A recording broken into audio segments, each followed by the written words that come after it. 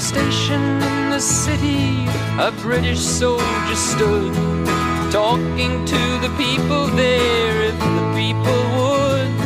Some just stared in hatred and others turned in pain, and the lonely British soldier wished he was back home again. Come join the British Army, said the posters in his town. See the world and have your fun, come serve before the crown. The jobs were hard to come by and he could not face the dole, so he took his country shilling and enlisted on the roll. But there was no fear of fighting, the empire long was lost.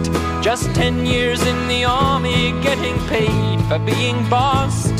Then leave a man experienced, a man who's made the grade, a medal and a pension, some memories and a trade. Then came the call to Ireland as the call had come before.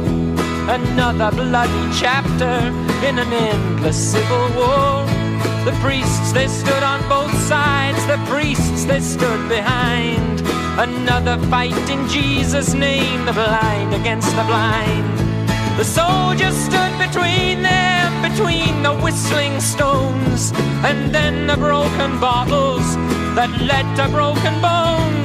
The petrol bombs that burned his hands, the nails that pierced his skin, and wished that he had stayed at home, surrounded by his kin.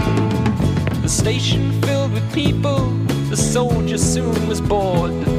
But better in the station than where the people warred.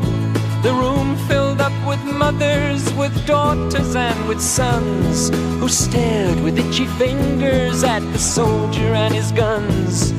A yell of fear, a screech of brakes, a shattering of glass. The window of the station broke to let the package pass.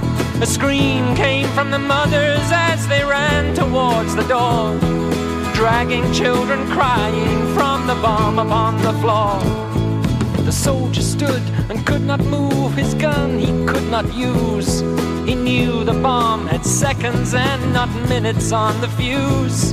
He could not run to pick it up and throw it in the street. There were far too many people there, too many running feet.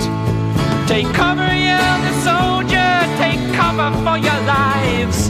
And the Irishmen threw down their young and stood before their wives. They turned towards the soldier, their eyes alive with fear. For God's sake, save our children, or they'll end their short lives here. The soldier moved towards the bomb, his stomach like a stone. Why was this his battle, God? Why was he alone? He lay down on the package and he murmured one farewell to those at home in England, to those he loved so well. He saw the sights of summer, felt the wind upon his brow. The young girls in the city parks, how precious were they now. The soaring of the swallow, the beauty of the swan, the music of the turning earth, so soon would it be gone. A muffled soft explosion and the room began to quake. The soldier blown across the floor, his blood a crimson lake. They never heard him cry or shout, they never heard him moan. And they turned their children's faces from the blood and from the bone.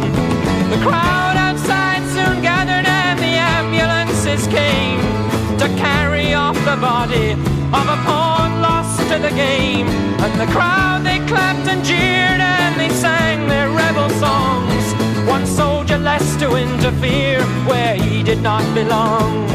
And will the children growing up learn at their mother's knee the story of the soldier who fought their liberty, who used his youthful body as the means toward